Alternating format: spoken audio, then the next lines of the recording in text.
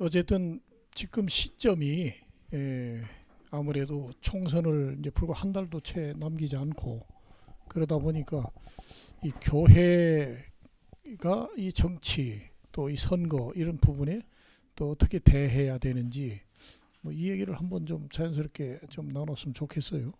네. 예. 뭐 이제 4월 가까이 총선이 다가왔기 때문에 기독교인으로서 어떤 형태든지 정치적 결단을 이제 해야 하는 상황이죠. 물론 무관심도 일종의 정치적 결단의 하나이긴 하겠지만 이제 정당 정치의 틀 안에서 특정한 정당 혹은 정책을 선택해야 하는데 사실 그 선거를 통한 정치 참여는 뭐 4년마다 한 번씩 오지만 사실은 선거를 통한 정치 참여만이 아니라 기독교는 역사적으로도 끊임없이 또 어떤 형태로든지 그 정치적 참여 그리고 선택을 해온 건 사실인데 저는 이번 가까이 다가온 특별히 그 정당법이 선거법이 바뀐 상황에서 정치적 선택이 굉장히 힘들고 어려운 상황이 된 것 같아서 좀 바람직한 그 정치적 선택을 할 수 있는 뭐 무슨 새로운 어떤 길이 좀 있으면 좋겠다 생각이 드는데 어떠세요, 김 기자님 생각은? 제가 보기에 한국 교회가 현재 정치 현실을 두고 지나치게 양극화 되어 있죠. 특정한 정당에 대한 혹은 정치인에 대한 호불호나 뭐 지지 이게 아니고 거의 뭐 이데올로기적으로 그리고 색깔론까지 뒷받침해서 갈수록 이렇게 양극화되는 것 바람직하지 않다고 생각하는데 어떻게 생각하세요? 저는 오히려 궁금한 게 있습니다. 거기에 대한 답변을 드릴 만한 그 실력은 없고요. 한국 교회가 극렬하게 우경화되어 있다. 이것은 아마 그 선교사적인 의미가 있다라고 제가 얘기를 들었습니다. 애초부터 우익 사상의 그 미 군정청에서부터 시작이 됐던 거니까. 그래서 극우 사상으로 그냥 가득해졌다. 그러다 보니까 지금 세상이 많이 변하고 있는데 교회는 변하지 못하고 있는 것 아닌가. 또 한편으로는 그렇습니다. 교회가 정치에 관여하는 것이 과연 옳은가라는 생각도 저는 늘 해왔습니다.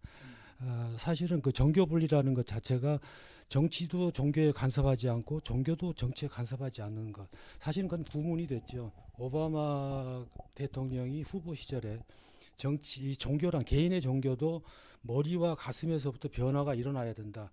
이런 말을 하면서 종교도 어느 정도는 정치에 자기의 소신이 반영될 수 있다.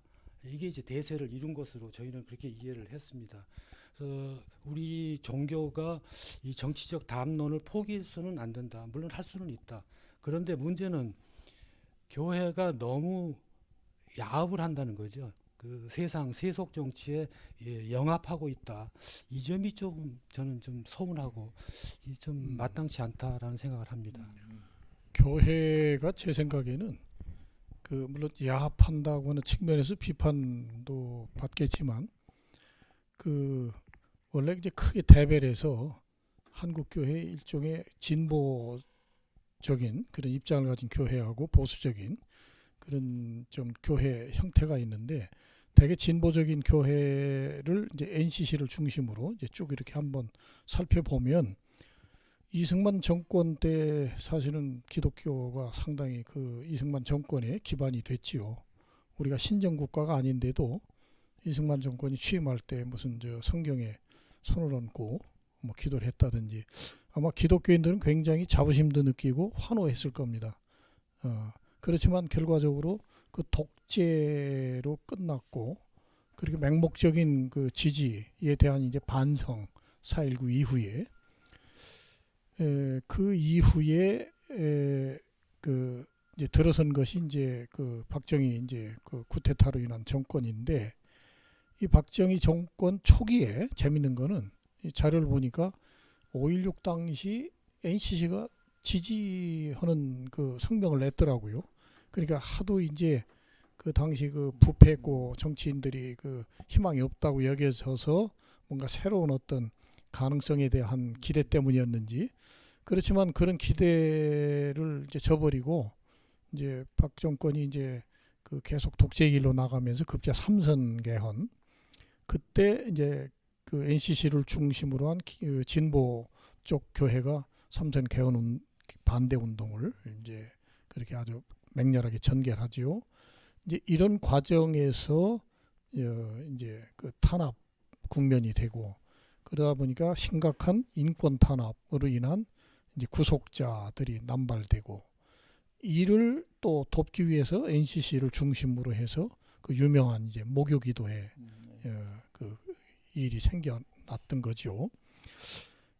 이런 그 진보 쪽의 그 일종의 정권, 잘못된 정권에 대한 이제 비판, 그리고 그 침해되는 인권에 대한 이제 옹호, 이런 측면에서 그 활동을 이제 보수 측 교회들은 그게 이제 정치 참여다, 정치 관여다, 이렇게 하면서 상당히 이제 비난도 하고 이제 그것도 중요하지만 예. 지금 요즘은 그 당시에는 독재 정부에 대한 뭐 그런 문제지만 지금은 계속해서 남아 있는 문제가 반공입니다. 반공 가지고 갈라지고 있다는 거. 저는 그게 또 심각한 문제 아닌가 이런 생각을 합니다. 예, 그러니까 저도 이제 그 얘기를 드리려고 한 건데, 이제 그러다 보니까 이 NCC를 중심으로 한 이제 이런 여러 가지 그 사회 활동, 소위 그 인권, 또 나가서 어떤 통일에 대한 이제 그런 여러 가지 움직임들을 보수 측 그 교회가 비판하면서 써먹던 그것이 바로 용공이라고 하는 저 이데올로기 공세지요. 그리고 보수 측 교회들이 이 정권을 위한 조찬기도회 뭐 이런 것들을 통해 가지고 계속해서 영향력을 이제 나름대로 이제 증대시키려고 하는 그런 두 가지 큰 움직임이 있었다.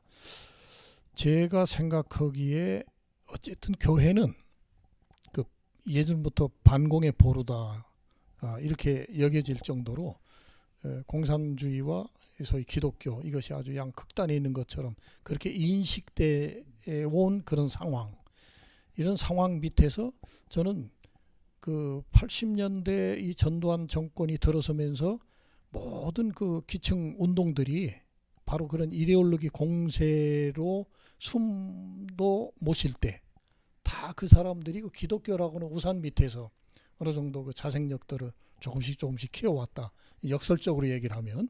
왜냐하면 이데올로기로 모든 뭐 심지어는 노동운동, 농민운동, 뭐 환경운동까지 전부 다 이데올로기 공세로다가 틀어막으니까 어쩔 수 없이 그 운동들이 기독교라고 하는 우산 속에서, 그래서 뭐 농민이 해도 기독교 농민회, 뭐 카톨릭 농민회, 뭐 기독교 노동자회, 뭐 이런, 그래서 환경운동 초기도 사실은 교회 환경운동 그 연구소 뭐 이런 것들을 통해 가지고 그 환경운동도 이렇게 출발했던 것으로 그렇게 알고 있는데, 이런 부분에 대해서 그 보수 측이 극단적으로 두려움을 느낀 그 결과가 저는 한기총의 출범이다. 저는 그렇게 방금 말씀했던 대로 그렇게 보여집니다. 이런 운동들을 바로 불의한 정권들이 계속 탄압을 하니까 한국 사회 안에서 이 민주화가 먼저냐 아니면 통일 운동이 먼저냐, 이래서 뭐 선민주, 후통일 뭐 이런 논의들이 그때 아마 80년대, 70년대 그 말 계속 되어 왔지 않습니까? 이제 그러다가 결국 민주화도 우리가 이 통일에 대한 어떤 그 좀 이데올로기의 어떤 불식 없이는 이게 가능치가 않겠구나, 이런 거를 이제 인식을 하면서 구체적으로 제가 기억하기는 1982년이죠. 정확하게는 NCC에서 통일문제연구원이라고 하는 그 기구를 발족시킵니다. 정확히는 통일문제연구원 운영위원회, 이거를 발족시키면서 이제 통일 논의를 막 시작하려고 그러죠. 그런데 그거를 이 정부 당국이 굉장히 아주 그 강하게 그것을 막고 저해합니다. 방해를 하지요. 그 대표적인 것이 그 83년도에 그 저 세검정 그 북악 호텔에서 그 국내외 관련된 여러 학자들이 모여서 그 NCC가 주최하는 통일 협의회를 아주 정권이 이렇게 방해한 구체적인 그 현장에 그때 제가 마침 그 취재차 나가 있었는데요. 아예 그 호텔 그 관련 뭐 지배인이라든지 이런 사람이 다 도망가 버렸습니다. 그러니까 뭐 방도 구할 수도 없고 그 회의해야 될 회의 장소도 전부 다 이렇게 닫혀졌고 그리고 뭐 답변하는 사람이 없어요. 다 도망가 버렸으니까 아마 정부에서는 그 호텔 측에다가 압력을 넣어서 막 그랬던 것 같고 그런 해프닝도 있었지만 어쨌든 그 이듬해부터 공식적으로 제1회, 2회, 3회 이런 통일 협의회가 시작이 됐고 그것이 88 그 소위 민족의 통일과 평화에 대한 한국 기독교의 선언 이것으로 나타납니다. 예. 그때 이제 뭐 선민주 후통일이냐 선통일 후민주냐는 그 분단 현실의 극복 없이 정치적 민주주의가 남쪽에서도 불가능하다라는 그렇죠. 어떤 예, 인식 때문에 그런 논란이 있었죠. 사실 뭐 통일과 민주는 뭐 선후의 문제가 아닌데 그런 논란이 있었던 것은 그 당시에 그 분단 현실이 남한대에서의 민주화 운동에 아주 상당히 악용되는 것을 이제 극복하는 한 방식이라고 생각하고요.